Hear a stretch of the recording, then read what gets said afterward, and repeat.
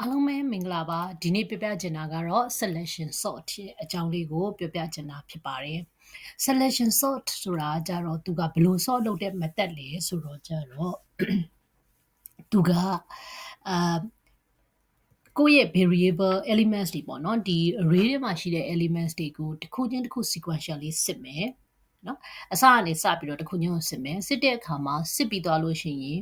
ဥပမာဆိုပါစို့ index 0မှာရှိတဲ့ကောင်ကိုစစစ်တယ်ပေါ့နော်စစ်ပြီးသွားလို့ရှိရင်ကြံတဲ့ကောင်တွေကအသေးဆုံးကောင်ကိုရှာလိုက်တယ်ဆိုလိုတဲ့သဘောကပထမဆုံးဒီ selection sort ရဲ့ concept ကကြတော့ပထမဆုံး index ကိုပထမဆုံးစတွေ့တဲ့ index ကို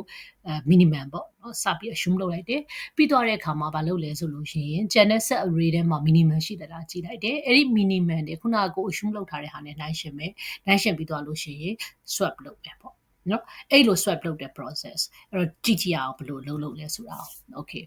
အဲ့တော့အခုဒီမှာဆိုလို့ရှိရင် element တွေပေးထားတယ်ပေါ့နော် array ပေးထားတယ်ပေါ့နော်64 51 32 21 8ဆိုပြီးတော့ပေးထားတယ်အဲ့လိုပေးထားတယ်ဆိုရင်ပထမဦးဆုံး index 0မှာရှိတဲ့ element ကို minimum လို့ယူဆလိုက်မယ်64ဒီ minimum လို့ယူဆလိုက်မယ်ပြီးတော့လို့ရှိရင်ကျန်တဲ့ index တွေဖြစ်တဲ့1နဲ့4 1ကနေ4ထိသွားတဲ့ဟာပေါ့နော်51 32 21 8အဲ့ထဲမှာရှိတဲ့အသေးဆုံးလုံးရှာလိုက်မယ်အဲ့တော့ဒီအသေးဆုံးထဲမှာဆိုရင်ဘယ်သူကအသေးဆုံးဖြစ်မလဲဆိုတော့8က values အသေးဆုံးပေါ့အဲ့တော့ index 4မှာရှိတယ်ဒါဆိုရင်ခုနကအသေးဆုံးလို့ယူဆခဲ့တဲ့ပထမဆုံး index မှာဖြစ်တဲ့64နဲ့8နဲ့ကို swap လုပ်လိုက်အဲ့တော့ array ကဘယ်လိုဖြစ်သွားမလဲဆိုတော့ပထမတစ်ခေါက်ပတ်ပြီးသွားတဲ့အခါမှာ8 51 32 21 64လို့ဖြစ်သွားမယ်အဲ့ဆိုဒုတိယတစ်ခေါက်အတွက်စစ်တော့မယ်ဆိုဘယ်ကိုရောက်သွားပြီလဲဆိုဒုတိယ index ဖြစ်တဲ့51ကိုရောက်သွားပြီဒီတစ်ခါကျတော့51ကိုအသေးဆုံးလို့ယူဆပြီးသွားတဲ့အခါမှာသူကြံတဲ့ array ကိုပဲကြည့်မှာနောက်ပြန်မကြည့်ဘူးเนาะကြံတဲ့ array ကိုပဲကြည့်မှာဆိုတော့ကြံတဲ့ကောင်ဒီ32 21 64ပေါ့အဲ့တော့အဲ့ထဲကအသေးဆုံးဖြစ်တဲ့ကောင်ဒီ21ဖြစ်တဲ့အတွက်21နဲ့51နဲ့ swap လုပ်လိုက်ပါဒီနည်းနဲ့သွားပါအဲ့တော့ selection sort ကို Python နဲ့ဘယ်လိုရေးထားလဲဆိုတာကိုကြည့်ရအောင်เนาะအဲ့တော့ Python နဲ့ကြည့်လိုက်မယ်ဆိုလို့ရှိရင်တွေ့လိမ့်မယ်ပထမဦးဆုံး item မိုးလေးကဘယ်ကစပြီးတော့ပတ်မှာလဲဆိုတော့0ကနေစပတ်မှာအဲ့တော့ဒီဘက်မှာညာဘက်မှာဇယားနဲ့ပြထားတာကိုကြည့်လိုက်ပါပထမဆုံးစကြည့်တဲ့အချိန်မှာ item မိုးလေးဒီ0အဲ့တော့အဲ့ဒီ0လေးကိုပဲအသေးဆုံးကောင်လို့ယူဆတဲ့အတွက် minimum index ဒီလည်း0ဒါဆိုအသေးဆုံးတန်ဖိုးဖြစ်တဲ့ a of i ရဲ့တန်ဖိုးဒီဘာဖြစ်မှာလဲဆိုတော့64ဖြစ်မှာဒါပထမဆုံး stage မှာနော် a of i ဒီ64ကဲအဲ့တော့ line number 6ကိုရောက်လာပြီ line number 6ကိုရောက်လာတဲ့အခါမှာ line number 6ဒီမူလပထမဆုံးစကြည့်တဲ့ index မပါဘူး general remaining index ဖြစ်တဲ့အတွက် j ဒီဘယ်ကစမှာလဲဆိုတော့0 plus 1 1ကနေ n ထိသွားမှာအဲ့တော့ j တန်ဖိုး1မှာကြည့်လိုက်မယ်ဆိုလို့ရှိရင် a of j ဒီဘာဖြစ်မလဲ j တန်ဖိုး1မှာဆိုရင် a of j ဒီ51ဖြစ်မယ်okay 51ဖြစ်မယ်ဟုတ်ပြီเนาะအဲ့ဒါဆိုရင်ကိုကအခုနှိုင်းရှင်ကြည့်မယ်ခုန minimum index လို့ယူဆတတ်တဲ့64နဲ့ခုန51နဲ့နှိုင်းရှင်ကြည့်တဲ့အခါမှာ64ကကြီးနေတာဖြစ်တဲ့အတွက်ဒီတစ်ခါတော့ swap မလုပ်သေးဘူးเนาะ minimum index ကိုဘာလို့သတ်မှတ်ထားလိုက်မလဲဆိုယာယီအားဖြင့် temporary element အနေနဲ့သူ့ကိုဘာလို့သတ်မှတ်လိုက်မလဲဆိုရင် minimum index ဒီ1ဖြစ်သွားမယ်ဒါပထမဆုံးအဆင့်Okay ဒါဆို minimum index 1ဖြစ်သွားတာဖြစ်တဲ့အတွက် a of minimum index ကိုကြည့်မယ်ဆိုရင်51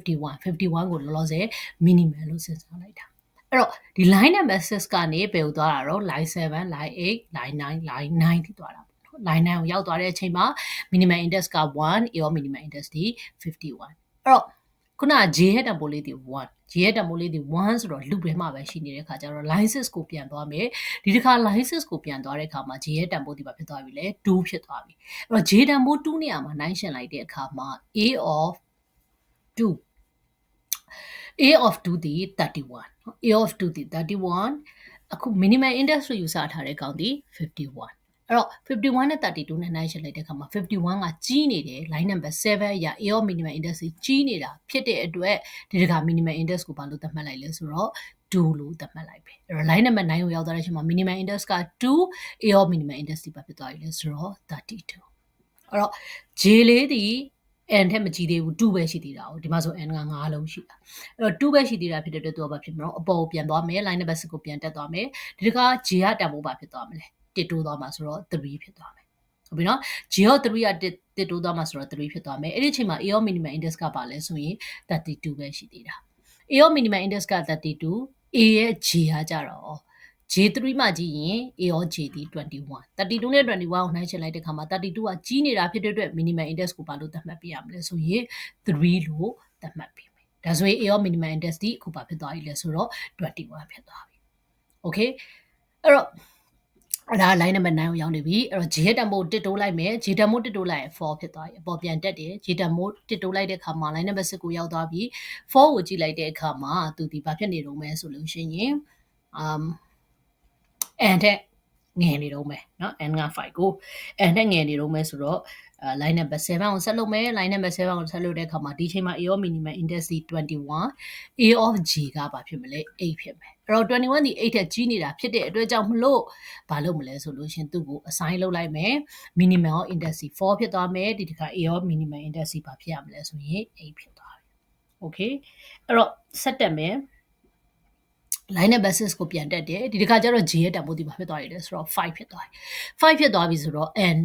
နဲ့ညီသွားပြီဒီကောင်က n -1 ထိပဲသွားမှာဆိုတော့ကြတော့သူဒီ set အလုံးမလုပ်တော့ဘူး line number 7 8ကိုအလုံးမလုပ်တော့ဘူးဘယ်ကိုရောက်သွားမလဲဆိုတော့ line number 10ကိုရောက်သွားမယ် line number 10ကိုရောက်သွားတဲ့အချိန်မှာပြန်ကြည့်လို့ရှိရင် A of I နဲ့မူလကောင်က64A of minimum index ဒီ8သူတို့တန်ဖိုးတစ်ခုကို swap လုပ်လိုက်တဲ့အတွက်လက်ရှိ A of I นี่ဘာဖြစ်သွားမလဲဆိုတော့8နောက်တစ်ခုကသူဒီ64ကိုရောက်သွားမယ်เนาะ64ရောက်သွားမှာဖြစ်တဲ့အတွက်သူရဲ့ခဏဒီဘာဖြစ်သွားမလဲ8 51 32 21 64ဖြစ်သွားမယ်အဲ့လိုပဲဆက်ပြီးတော့လူတွေကိုပတ်တဲ့အခါမှာဆိုလို့ရှိရင်ဒုတိယပတ်လုပ်ပြီးသွားတဲ့အချိန်မှာသူရဲ့ array ဒီဘာဖြစ်သွားမလဲဆိုလို့ရှိရင်8 21 32 51 64ဖြစ်သွားမယ်အဲ့ဒီကနေ8 21 32 51 64ဒီ flow နဲ့သွားမှာဖြစ်တယ်ဒါကြောင့်မလို့ insertion row ဆော့ကိုကြည့်လိုက်မယ်ဆိုလို့ရှိရင်ဘာကိုတွေ့ရတယ်လဲဆိုလို့ရှိရင် insertion sort မှာကသူဒီ already sorted ပဲဖြစ်ဖြစ် reverse sorted ပဲဖြစ်ဖြစ်သူကဘယ်နှကြိမ်ပတ်ရလဲဆိုတော့အပြင်အောက်တားလူဒီ n ကြိမ်ပတ်တယ်အတွင်းအင်းသားလူဒီအမြဲတမ်း n - 1ကြိမ်ပတ်တယ် okay တစ်ခုတစ်ခုချင်းစီတဲ့ n - 1ကြိမ်ပတ်နေရတယ်ဘာလို့ဆိုတော့ तू ကရှိတဲ့အလုံးကနေနောက်ပိုင်းအလုံးတွေကိုစစ်တာအဲ့တော့ပထမဆုံး loop မှာတော့ n - 1ပတ်တယ်ဒုတိယတစ်ခေါက်ကျတော့ तू ဘာဖြစ်မလဲ n - 2သွားမယ်တတိယတစ်ခေါက်ကျတော့ n - 3သွားမယ်အဲ့တော့တတိယဖြစ်ပြောလို့ရှိရင်သူတို့ရဲ့ဒီနော် selection sort ရဲ့ array ဒီ sorted case မှာ best case မှာပဲဖြစ်ဖြစ် reverse case မှာပဲဖြစ်ဖြစ်သူဒီဘာဖြစ်နေလဲဆိုတော့ n square 10ပေါ့ n plus n minus 1 n minus 2 n minus 3ဒီလိုသွားမှာဆိုတော့သူကဘာဖြစ်မယ်လဲဆိုလို့ရှိရင် n တန်ဖိုးမြင့်တက်လာတာနဲ့အမျှ insertion sort array ရဲ့သွားမဲ့ဟာဒီလေ parabolic exponential နဲ့မြင့်တက်သွားတာကိုတွေ့ရပါလိမ့်မယ်ဒါလေးကတော့ selection sort ရဲ့သဘောတရားပဲဖြစ်ပါတယ်ဒီ program တွေကိုလေ့လာတဲ့အခါမှာကိုယ်တိုင်ရေးကြည့်မှသိတာပါဒါကြောင့်မလို့ကိုယ်တိုင်ရေးကြည့်ဖို့တိုက်တွန်းပါတယ်ဒီ series ရဲ့ description ထဲမှာဆိုလို့ရှိရင်လည်း code တွေကိုညွှန်ထားတယ်ပေါ့နော်ဘယ်နားမှာ code တွေရှိရဆိုတော့လည်းပေးထားတယ် link နဲ့ပေးထားတာဖြစ်တဲ့အတွက် repo တွေလည်းပေးထားတာဖြစ်တဲ့အတွက်အဲ့ဒီထဲမှာဝင်ကြည့်ပြီးတော့ download လုပ်ပြီးတော့လေ့လာစေချင်ပါတယ်အားလုံးပဲအဆင်ပြေကြပါစေကျေးဇူးတင်ပါတယ်နောက်ဗီဒီယိုလေးကြာရင်တော့ march ဆော့အကြောင်းကိုပြောပြမှာဖြစ်ပါတယ်